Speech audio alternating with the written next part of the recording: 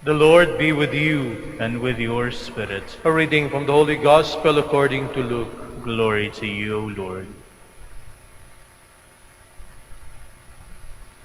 Jesus said to his disciples, "A rich man had a steward who was reported to him for squandering his property.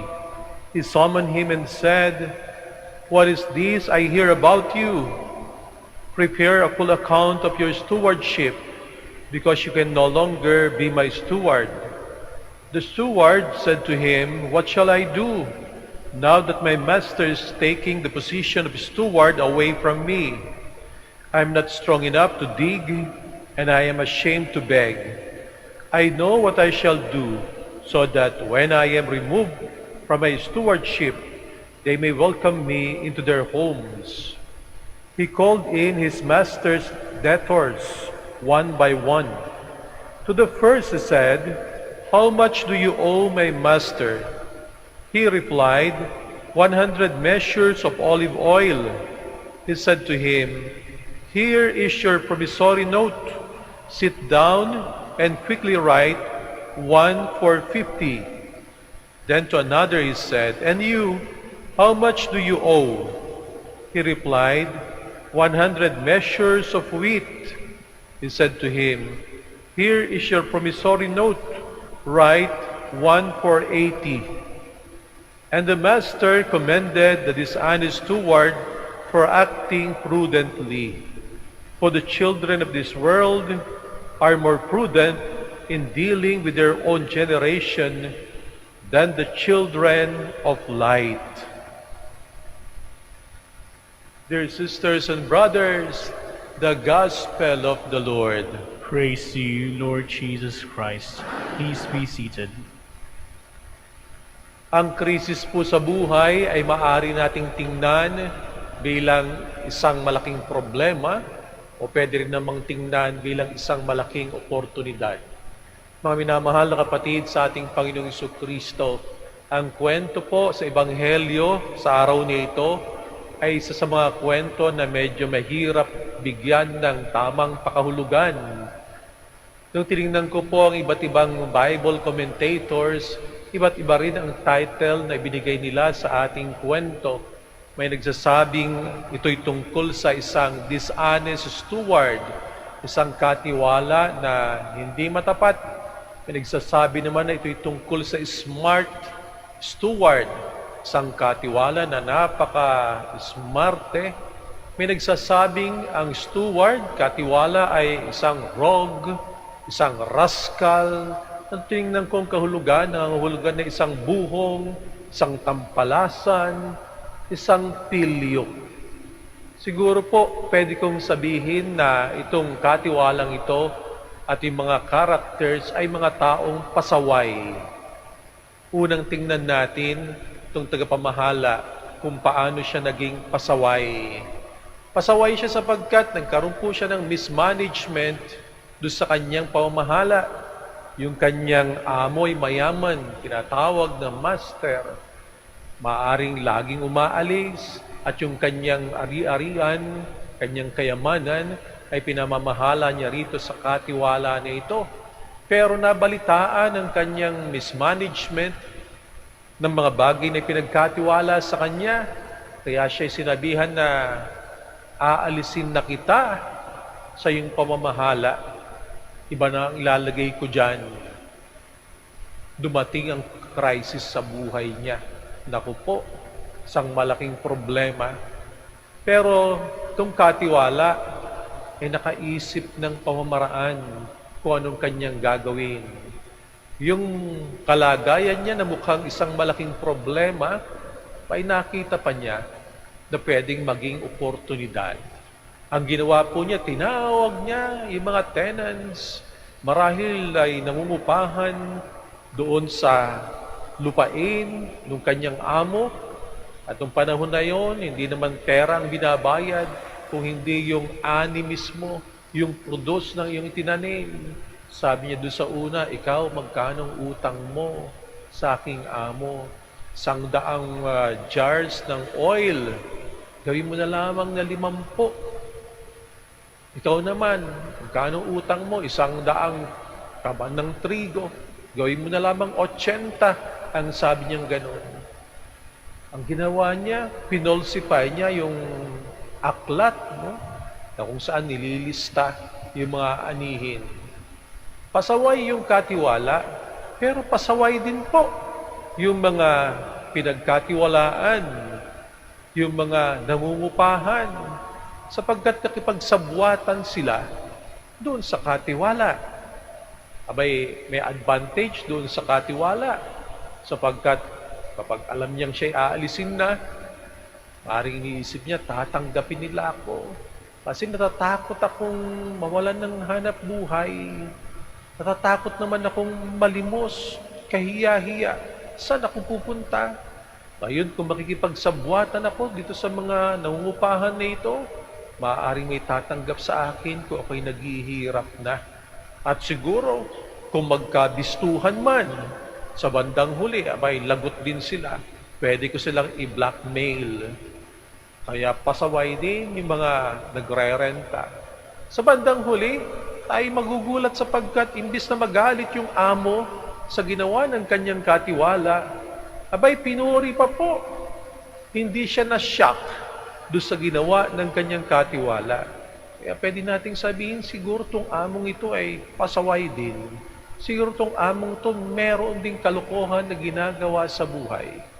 Kinuwento to ng ating Panginoong Jesucristo. At sa bandang huli, nasabi ng ating Panginoong Jesucristo, kita ninyo itong kwentong ito. Napakatuso, napaka-wise ng mga anak ng mundong ito kesa sa anak ng liwanag. Yung anak ng mundong ito yung tinatawag ng mga hindi naniniwala sa ating Panginoong Yesus, maaaring hindi naniniwala sa Diyos. Sila'y napaka-wise pagdating sa kalakaran ng mundong ito. At yung mga sons of light, anak ng liwanag, yung mga believers, yung mga taong sumusunod sa ating Panginoong Yesus, maaaring nating sabihin na siguro tayo ang tinutukoy nito sapagkat tayo believers. At sinasabi na yung mga hindi naniniwala sa mundong ito, mas mahusay magpalakad, mas tuso, mas wise kaysa sa atin. Sinasabi ng ating Panginoon marahil na pwede kayong matuto sa kanila. Saan tayo matututo? Doon ba sa kanilang pagiging pasaway? Saan tayo matututo? Doon ba sa kanilang pagiging dishonest na sila'y hindi matatapat? Tingnan po natin, hindi po yun ang pinupuri ng ating Panginoong Yesus sa kanila. Pinupuri ng Panginoong Yesus sa kanila ay yung kanyang pagiging mapamaraan, yung kanilang foresight, alam nung pasaway na katiwala kung ano ang kanyang gagawin sa buhay. Dumating ang problema sa buhay niya, nag-isip-isip siya, nagmuni-muni, nagkaroon ng situational analysis. At ang sabi niya sa bandang gitna, alam ko na kung ano ang aking gagawin. Sa buhay po natin, marami rin tayong crisis, problema na dumarating sa ating buhay. Merong mga pagdududa sa buhay natin. At maaaring katulad ng katiwalang pasaway, nagtatanong din tayo, anong aking gagawin sa buhay? Alam po ba natin, kung tayo ay punong-puno ng kasalanan, alam ba natin kung anong ating gagawin sa buhay? Ba'y mabuti pa yung pasaway na katiwala? Alam niya kung ano ang kanyang gagawin sa buhay. Marahil yun ang pinupuri ng ating Panginoong Yesus. At sinasabi sa atin na kung tayo nabibigatan sa buhay nito, meron tayong maraming pagdududa, tayo napalayo sa Panginoong Diyos, meron tayong problemang kinakaharap. Alam po ba natin kung ano ang ating gagawin sa buhay? Sa mga anak ng liwanag, sa mga sumasampalataya sa ating Panginoon, marahil sinasabi niya, panahon na upang magbalik loob ka. Yun ang dapat mong gawin sa buhay. Panahon na upang kumapit ka sa Panginoong Diyos, kumapit ka sa iyong pananampalataya, itigil mo na ang iyong pagdududa, Yun ang dapat mong gawin sa buhay.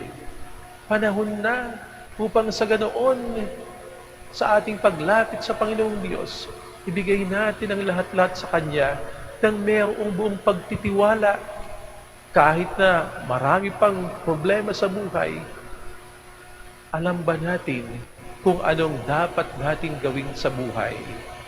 Yung mga unbelievers, sa kanilang pamamahala, alam nila kung ano kanilang gagawin.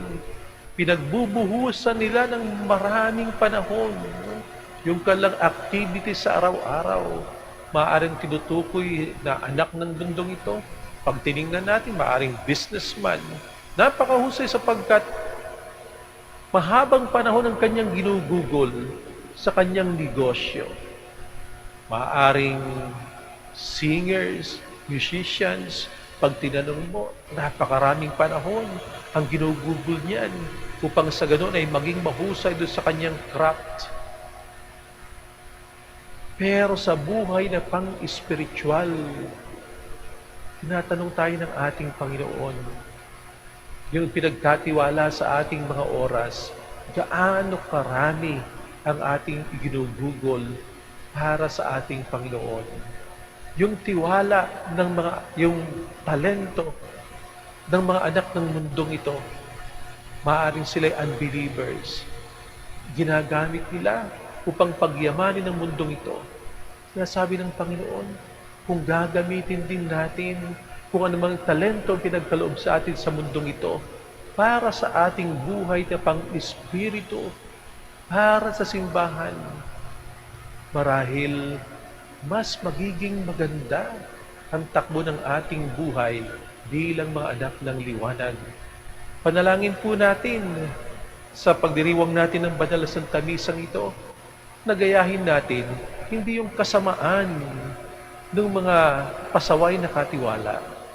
Ang gayahin po natin yung kaikalang foresight, alam nila kung saan gugugulin ang kanilang oras, ang kanilang talento upang sila'y umunlad sa mundong ito. Malaman din po sana natin bilang mga anak ng Diyos kung paano natin gagamitin ang ating panahon at iba't ibang kaloob upang sa ganoon maihanda natin ang ating mga sarili sa pagtanggap at pagbuo ng paghahari ng Panginoong Diyos sa mundong ito at sa darating pang mga panahon.